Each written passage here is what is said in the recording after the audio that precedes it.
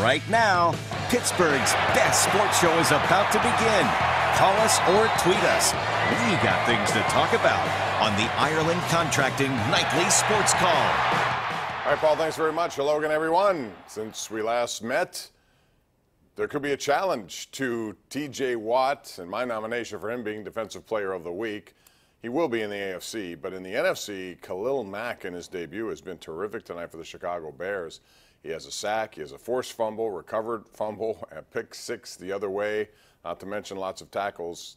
Green Bay suffered a scare, and who really knows about Aaron Rodgers? He did return tonight, but his left knee got walloped.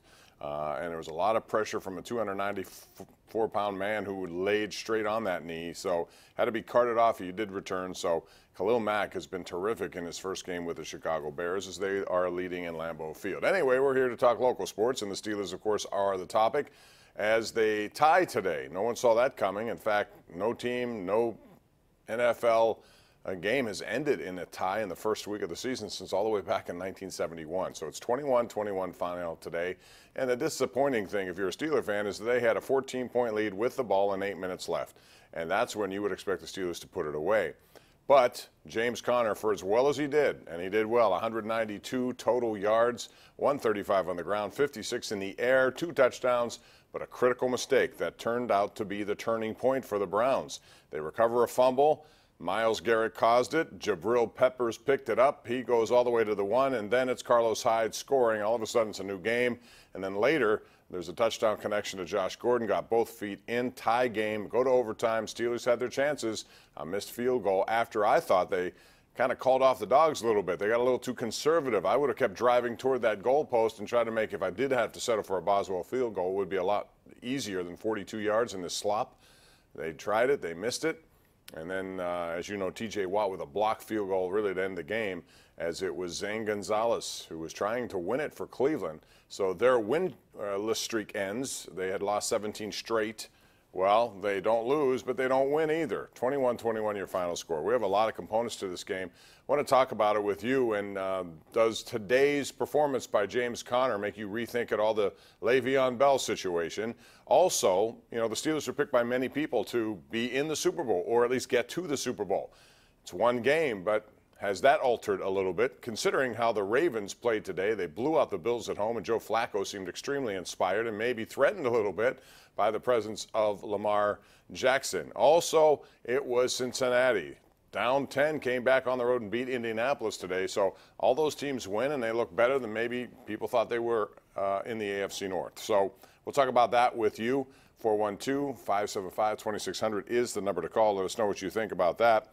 How'd you think the defense did? Joe Hayden got out with an injury, and I think next week he needs to be back. Kansas City's a pretty good team. Mahomes, the quarterback, has an arm. Tyreek Hill has a lot of speed. They're going to need as many people as they can to go in that game. But he left with a hamstring, did not return. Cam Sutton replaced him, and I forgot to turn my cell phone off. So the bottom line is it's not going to be an easy assignment for the home opener when Kansas City comes here next Sunday, 1 p.m. We'll talk about all these topics and more. I want to get your take also on Pitt as they lose 51-6.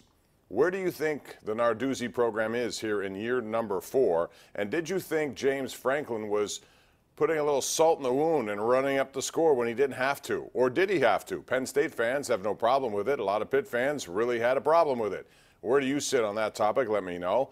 We also talk tonight on the #1 Cochran Sports Showdown, which will air tonight at 11:35. It's a good program. Stick around for that. Andrew Filipponi, Tim Benz, Chris Mack on the program. We'll talk a lot about Serena Williams and how she handled a situation yesterday at the U.S. Open Ladies Championship, won by Naomi Osaka, 20-year-old, really good player, who had to apologize for winning because of the crowd response to Serena, as Serena continued to make an issue bigger by continuing to talk about it, to demand an apology mid-match, to cry about it. All these things were going on, and I thought it took a lot away from Naomi Osaka.